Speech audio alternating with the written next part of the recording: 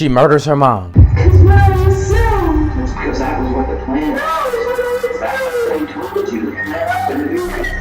By burning her body.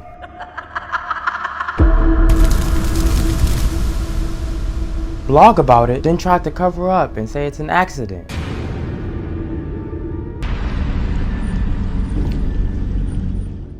Cause if she make it look like an accident, maybe she can get away with her murder. A man in Alaska seen a car smoking. He approached it, and in the inside of this vehicle, it looked like human remains. A hunter had found a burning van with potentially human remains in it. I assumed that there might be another explanation for what he said he saw. So he decides, let me take a step back, let me call 911. As the investigators, police, firemen, as everybody investigate this scene, it was called an accident. And there was human remains found in a fire in a minivan. When we first arrived on scene, we were more looking at it as investigating a vehicle accident. But they noticed something and they tracked their steps back a little bit. There was gasoline leading towards this car. That was a bit odd. And the human remains that was in the car was not in the driver's seat. It was in the back seat. That means the driver done got out the car, murdered her, and poured gasoline on the car. Whew, that was a close call. She could have got away with it. But of course, at this time, it's time to figure out who is behind this whole thing. 'Cause two can keep a secret if one of them is dead.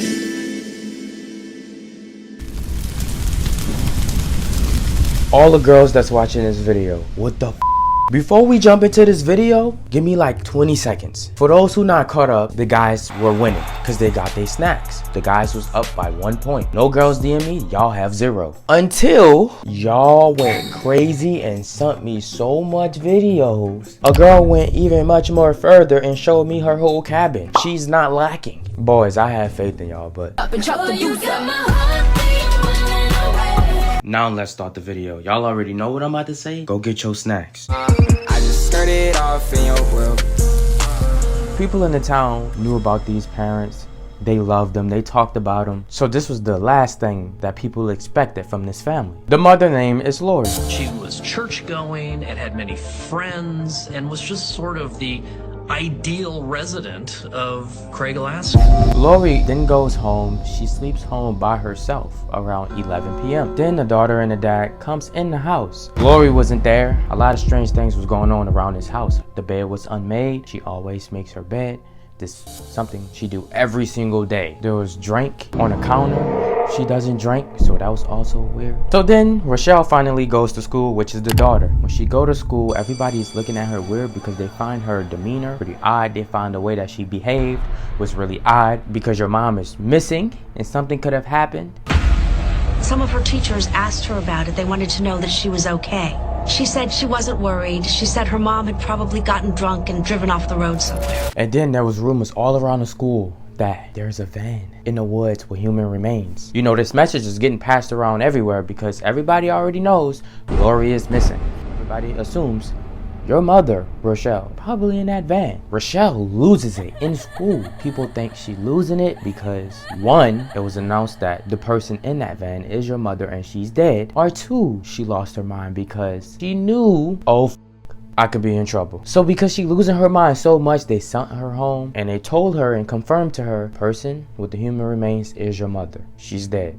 There's another weird thing about Rochelle, like she acts really weird at points in this. So when her mother's body was discovered, she seemed really quite unemotional whenever she was talking about it. Just to let everyone know, my mother was murdered. I won't have computer access until the weekend because police took my computer to look through the hard drive. It's just so cold, isn't it? Sorry guys, be right back. My mum got murdered and police need my laptop. Now y'all have to remember, they thought it was an accident at first, then they knew that it was a murder. Everyone around the town plus the family is now petrified. They investigated the home, and something that y'all need to know that's really the clue of things is fiber. So why is searching for fibers so important? Types of trace evidence like hairs and fibers can provide information about whether or not there has been any physical contact or whether or not someone has been present at the crime scene. always gonna get left behind. But that wasn't enough. The dad was investigated, his lullaby was cleared, the daughter was investigated. And as talking to her, Rochelle, these two weird creepy guys got involved. Brian and Rochelle, they dated. She was 15, he was 24. Brian introduced Rochelle to the friend Jason, and that's how the three became a trio. I told my daughters just on instinct, don't hang around with those guys. If they're there, you need to leave. She started hanging out with those creepy men, and you could tell Lori wasn't real happy. So these two guys ended up being questioned. The investigators was pressing them separately though. Jason cracked, and he said, Brian, he's the murderer. He did it all. Matter of fact, he was the driver as well. Brian ended up confessing and said, yeah, I was involved. I took her down to the kitchen. I asked her to point out where her purse and her keys were. She pointed with her hands. Then I went and got a wine bottle. I took the gag off, undid her hands, asked her where the glasses were, wine glasses. She pointed it out, gave the wine glass to Lori, filled it up, told her to drink. She drank. But Jason, he's not off the hook. He's much more involved as well. I shaved all my head, so when I do break in Lori's house, I don't leave no evidence behind. As I broke in the house, I seen Lori. We made eye contact, and this would happen.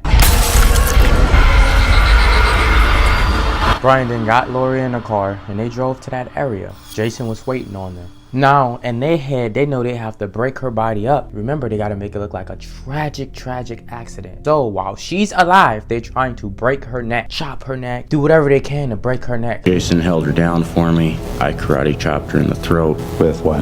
The side of my hand. And it didn't work, so he got a flashlight and hit her to death with the flashlight. As they was murdering her, the mom, Lori, she was like, can I ask you guys a question? As she was dying. And she just kept repeating it and kept repeating it. She did say something. Could you make it out? Said, can I ask a question? But I think she was too delirious by that time to realize I would let her ask the question. And did you answer? I said, what is it? But she just kept repeating, can I ask a question? But she couldn't get the answer out. No one knows the answer till this day. It was too late, but we can kind of make assumptions on what she wanted to ask. Why are you guys doing this? Is my family alive? Is my daughter okay? She could have asked anything. Imagine the nightmare that is. When you know you about to die and all you can say is, can I ask you a question? Now remember, there was gasoline leading to the car. The reason for that is because they couldn't stage an accident. We knew at that point that the car crash scenario would never work.